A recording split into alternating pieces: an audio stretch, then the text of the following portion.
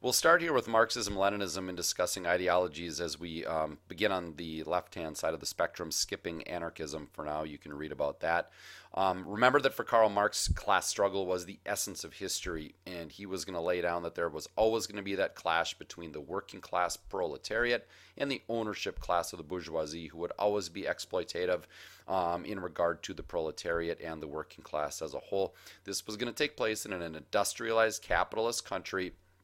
And I'm going to go to this slide at this point to outline Marx's revolutionary sequence. So we talked about the fact that the proletariat would be in a miserable circumstance with very low wages and difficult working conditions and a difficult life.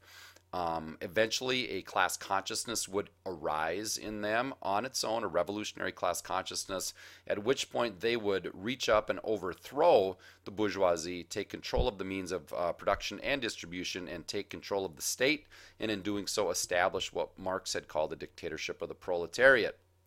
At that point, you would be at the socialist stage, at which point Marx would say the revolution is not complete because we need to move to communism. So eventually, the dictatorship of the proletariat would give way as the state would, in his words, wither away, and eventually you would find yourself at a communist system, and in which case, as we talked about, there would be no state, there would be no government, and you would have people living communally according to the very Marxist phrase, from each according to ability, to each according to need.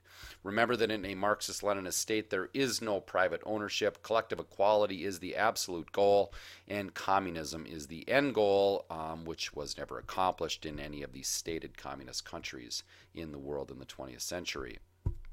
If we move to socialism, remember that socialism is concerned with collective equality, but also protects a fair number of individual rights and freedoms. If we talk primarily here about Western and Northern Europe, socialism allows for both public and private ownership. Remember, if something is publicly owned, it's owned by the state on behalf of the public, whereas private ownership is going to be in the hands of individuals.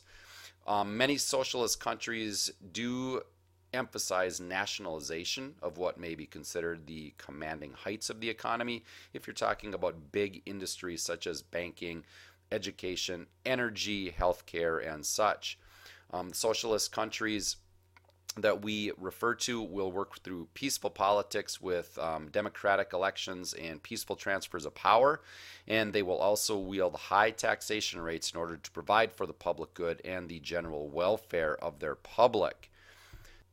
We begin our liberalism conversation with classic liberalism, which is all about liberty, individual rights, and individual freedoms, both politically and economically.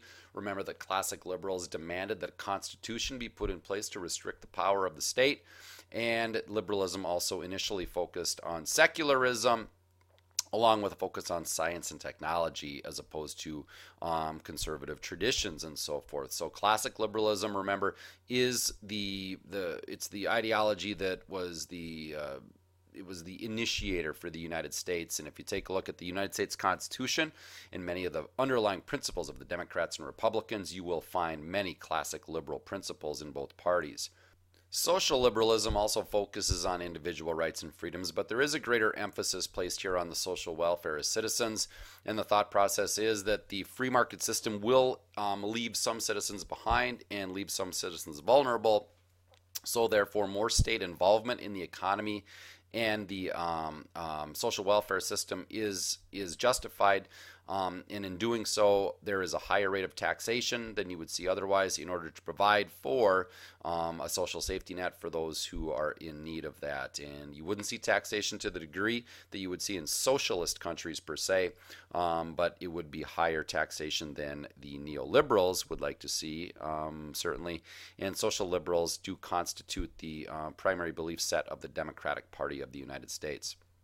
Neoliberalism is a modern updating of the classic liberal economic principles in regard to individual economic rights and freedoms, and in such case you are talking about a doctrine that does call for reduced social spending, lower rates of taxes, an emphasis on free trade, and a general focus on balanced budgets, and many conservatives in the United States are thus neoliberal in their economic principles. If we move on to conservatism, then, we do have that general focus on tradition and continuity with the past, and that's always going to be the underlying principle of conservatism. In the United States, most conservatives will be neoliberal economically in some way, shape, or form. There is oftentimes a link to Christianity, not in every case, but the link has been there for the last 30 to 40 years pretty significantly.